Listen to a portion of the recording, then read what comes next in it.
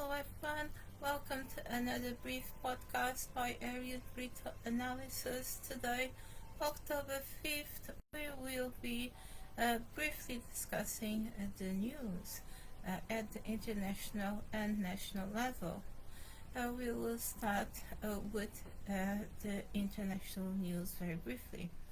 On the same day that the United States leadership and spokeswoman is justifying the support of the US to the Ukraine war, support by training and military supplies, grants, etc. But with the excuse that Russia is attacking civilians, and she illustrated that with the 49 persons, family members, children, women, men, walking normally in a shopping mall and losing their lives to a missile sent by Russia. These were not Ukrainian military or normal people. This was a very plain justification by the United States leadership. However, we have to look at exactly what is the United States trying to translate here. Is the underlying adjective terrorism. Yes, terrorist, that Russia is a terrorist state. That will suit much in the future because it, at the same time as Ukraine is trying to expand its influence abroad by joining the European Union, having more military alliances, having more donors in exchange for the services, Russia is being limited, having the influence limited, not only at the diplomatic level, but also at the policy level, kicking out Russia from several organizations is a way to limit Russia influence.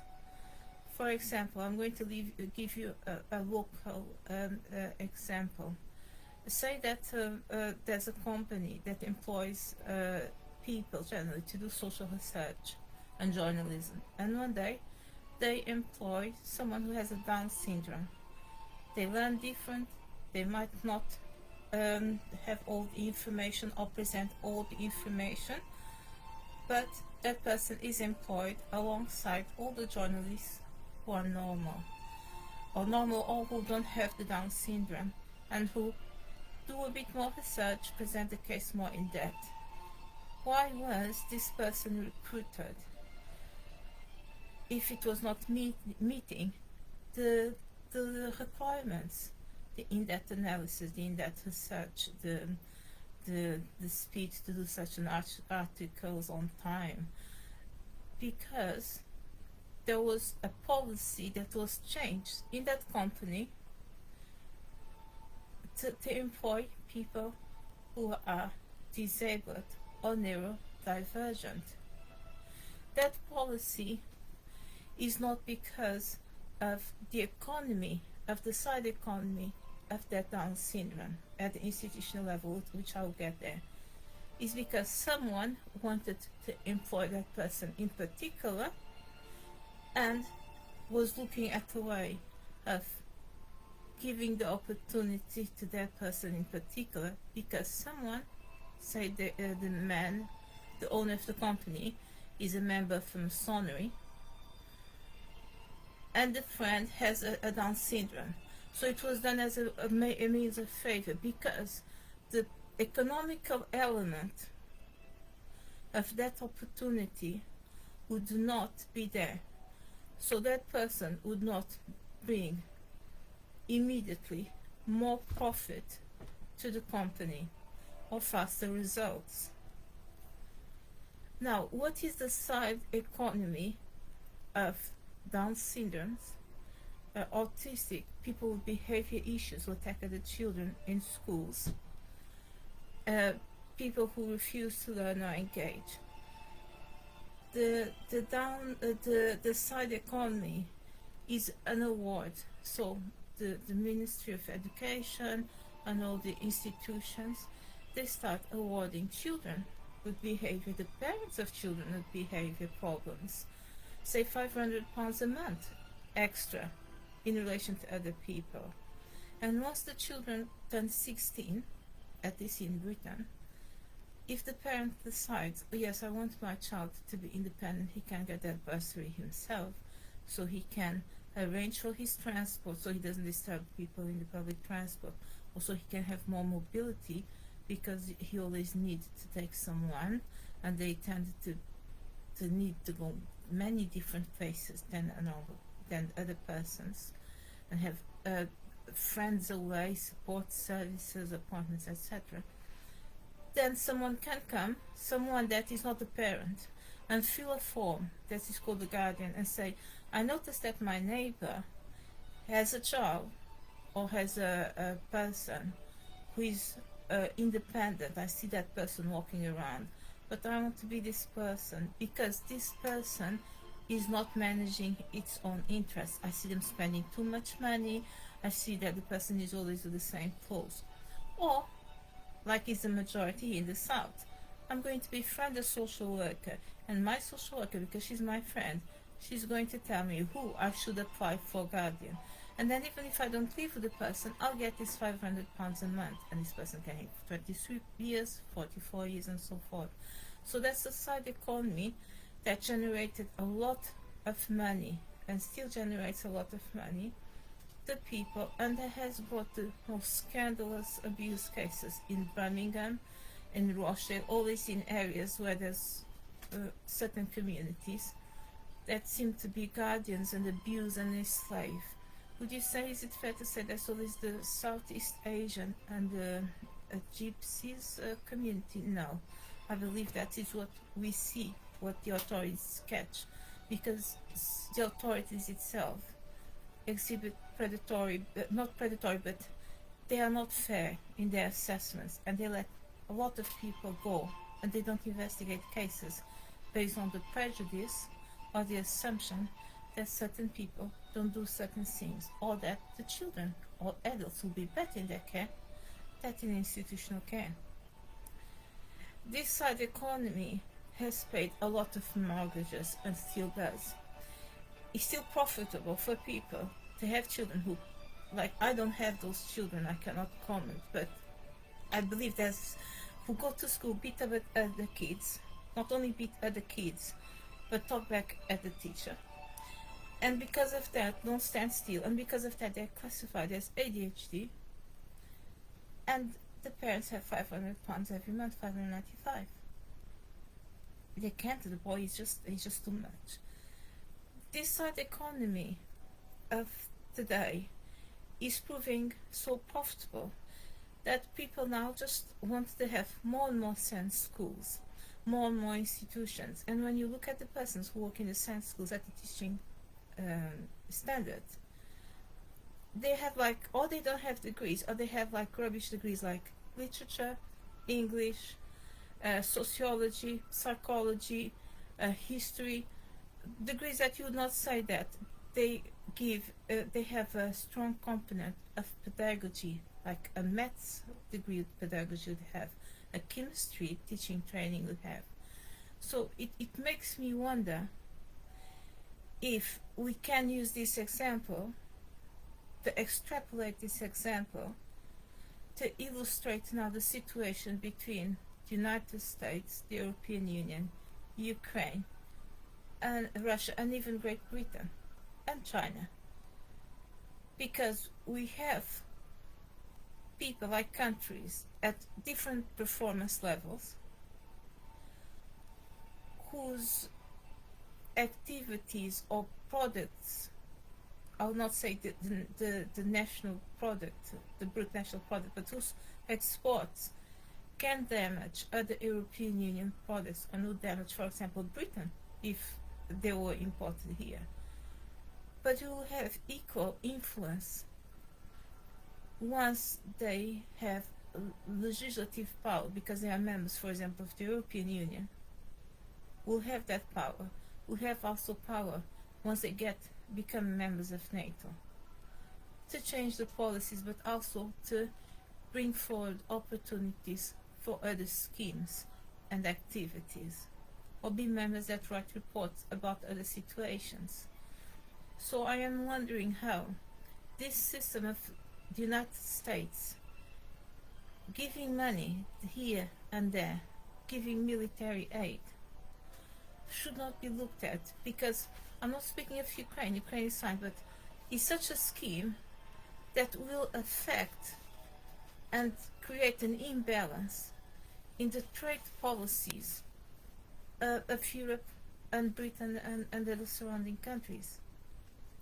Because once the military aid is given and once the military advice is given, the countries in conflict can either use the money or use that power to make themselves attractive to become members of international organizations who not only have legislative power but will bring new elements in the economy, and that is truly worrying, especially in a time now where France had all the power in the world, let's be frank, because they had power in Africa.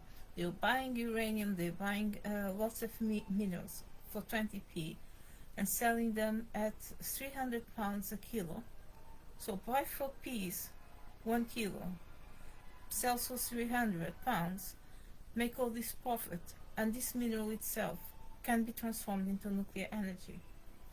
So now that France is going to lose all its influence, I am wondering how will having the United States deliberate military aid and military support to different belligerent parts in the world not further create an imbalance in a world where we already have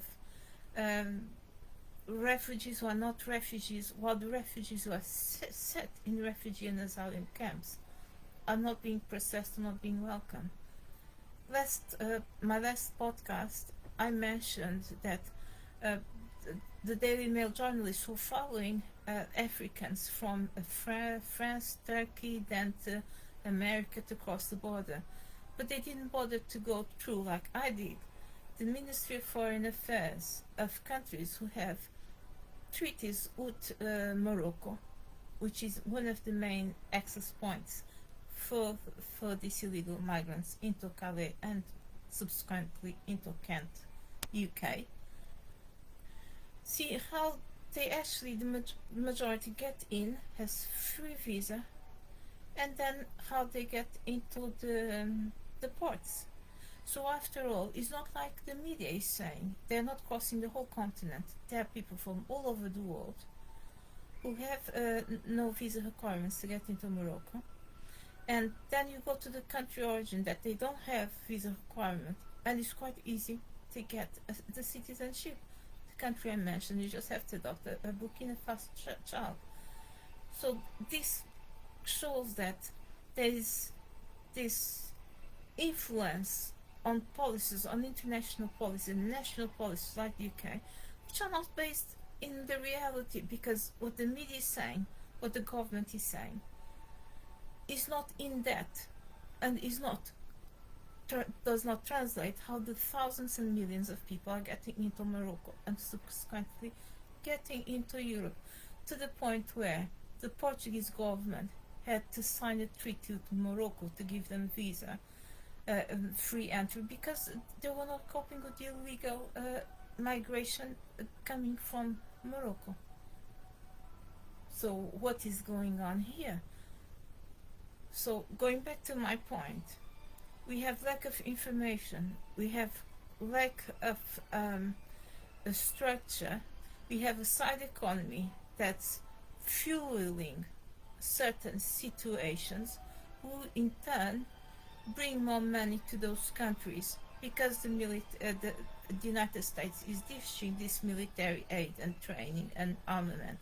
And then these countries will have influence and power, not only next to their neighbors, but also to make themselves attractive for other international organizations.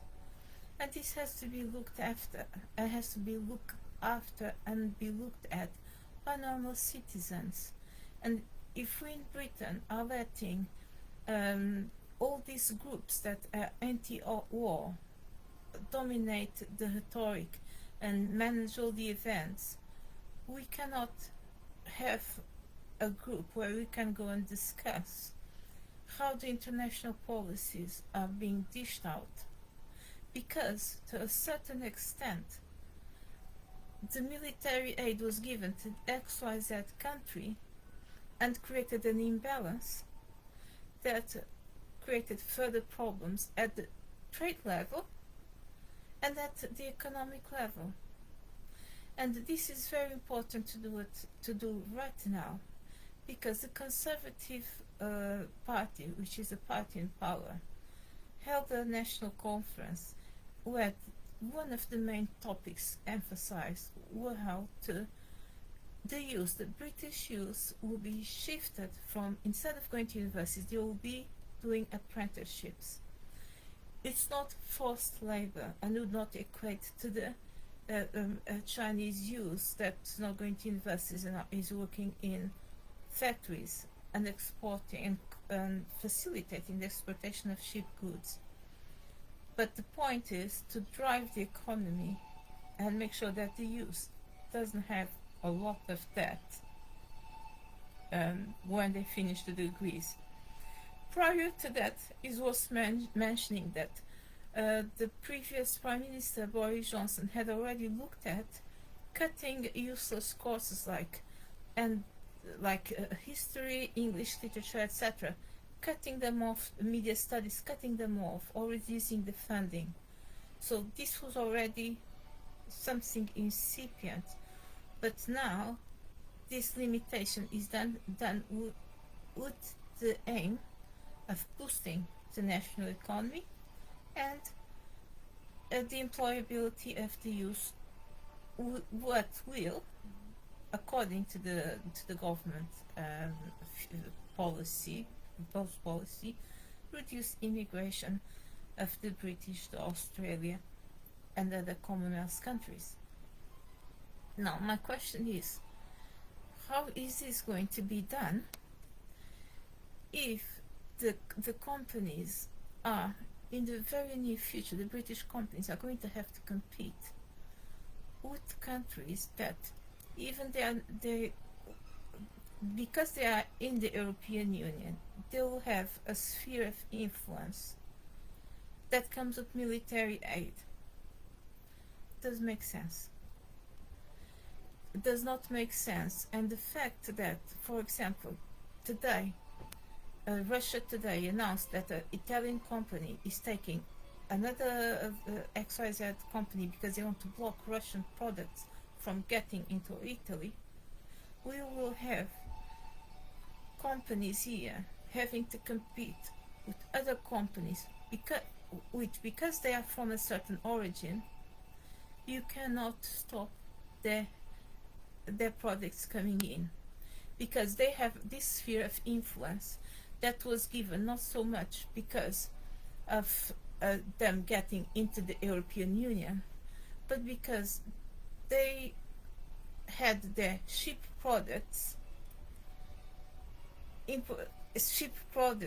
adding only the value of entering into the UK, EROI, paying the EROI, because now they are from the European Union, but they also have products that are produced at high tons and can compete with the British products, namely Ukrainian wheat.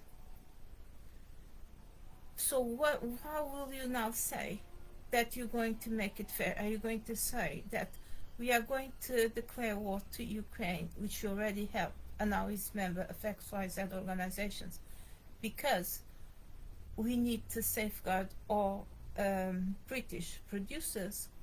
Or you're going to say we are not in position of doing that because this country now has a status which is to block the Russian influence, so very valuable status to NATO, and is in a platform that is in the European Union. You just pay the ROI. You can't do that because the military aid of the US was already dished out. The imbalance was already created. The wheat from Ukraine is no longer going to Africa, is coming here. And the British consumer and private companies are paying a higher price.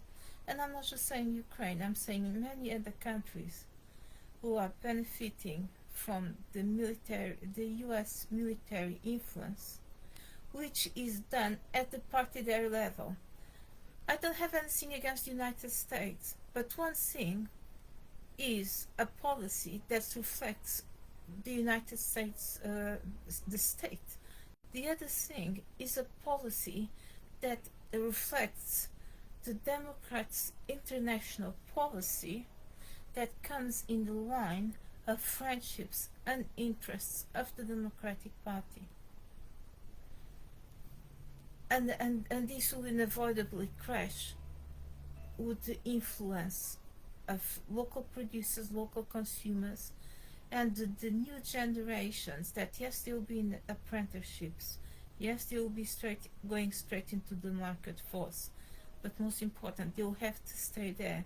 And to stay there, to be retained there, not to run abroad to Australia and the United States, they need to have power of purchase. So these private companies here, they're not going to use British wheat. They're not Tesco.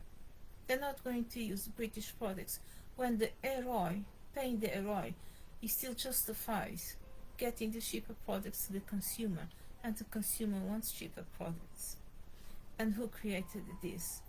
The United States policy of giving aid and pushing Ukraine to join international organizations.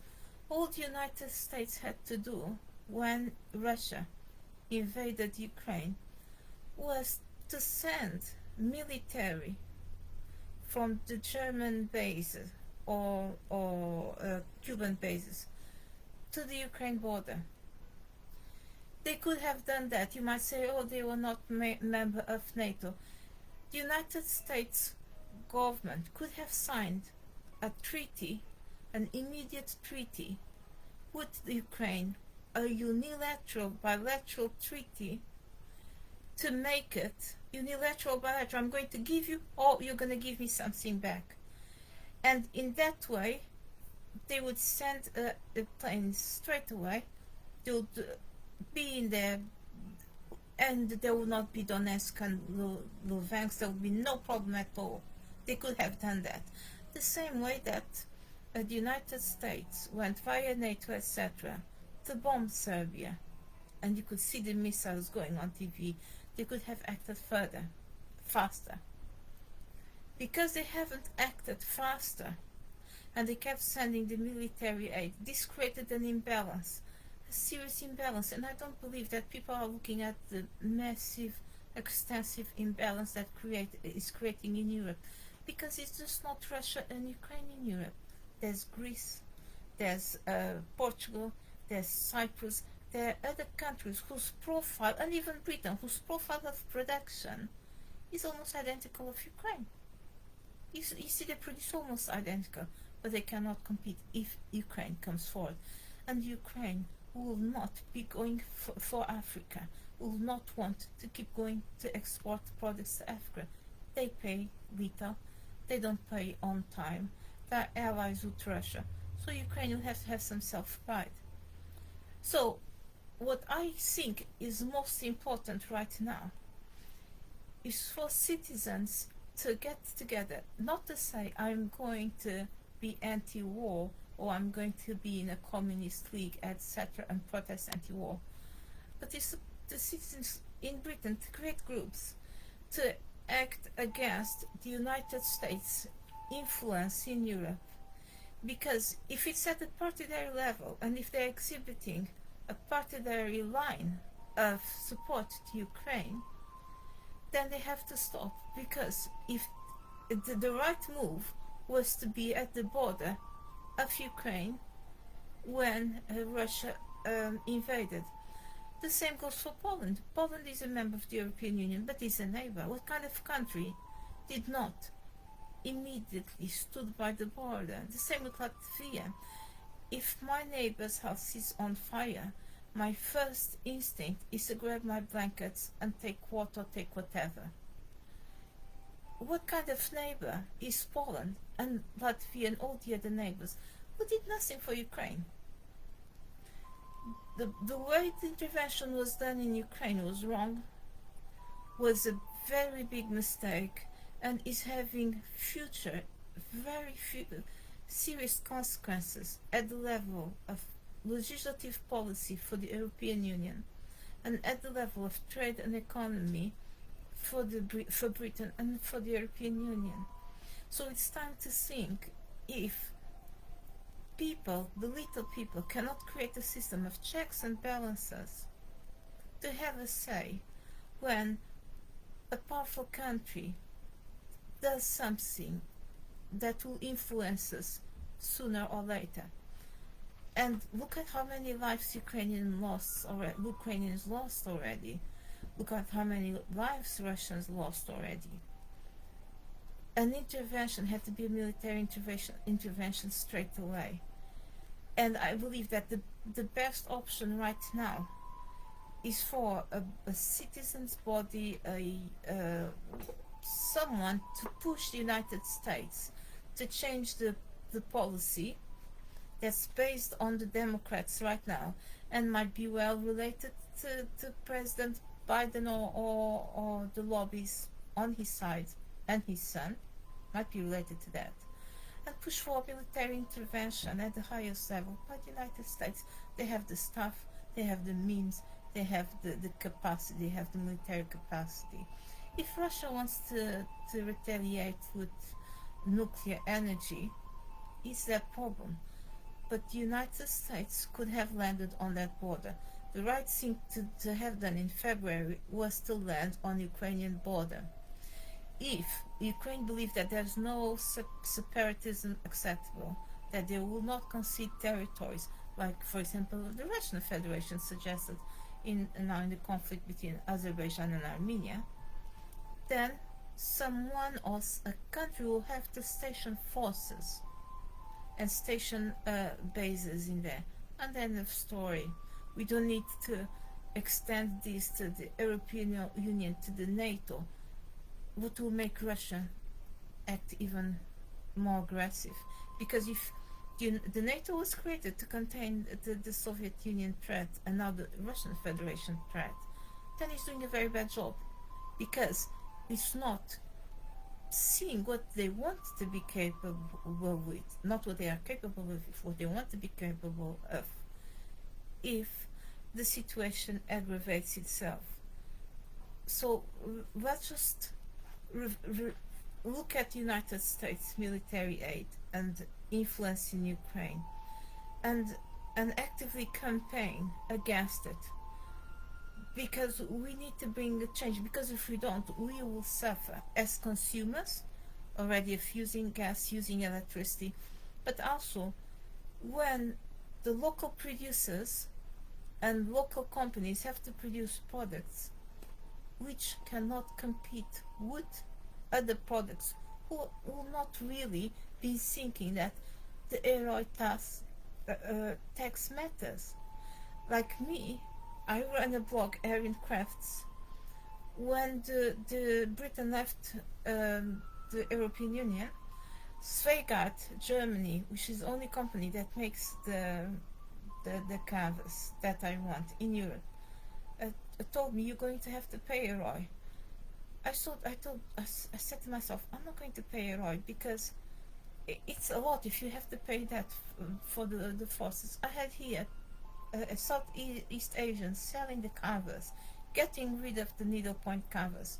I stocked up on canvas, and I don't want to go that way. But for these companies in Ukraine, the price is so low that it's so well worth it to pay the ROI, and they'll still make profit, and the companies cannot compete. So we want that to happen. We normal citizens want this to happen. We have to come together in platforms to discuss how this can happen, how in the future when there's more conflicts in Europe, not just Ukraine and Russia, Azerbaijan and Armenia, countries can be stopped from giving a military aid, stopped legally at the international level, because they can perfectly well station their forces and their airplanes at the border, and then it will be up to Russia to decide. And if you look at the history of the recent history of Russia, with Georgia, with Crimea, it was predictable. And if it was predictable, we have to question how much we have to blame the United States for what happened, because they were neglectful. There were not measures in place, there were no military bases in place, there were no treaties, unilateral and bilateral treaties that would be on the side to the NATO memberships, etc. There was nothing like that in place. And the US Ministry of Defense, the Japanese Ministry of Defense, and the Sweden Ministry of Defense already had published reports stating that Russia was exercising power over the neighbors, that Russia was proving threatening. So this will have to change. We the citizens, we people, we have to come together in leagues and groups to bring policies that will admit other things, and early military intervention of countries like the United States is something that we have to look at. How can we demand that from them, especially considering that they are key international players? Thank you for listening. Have a fantastic evening. Bye bye.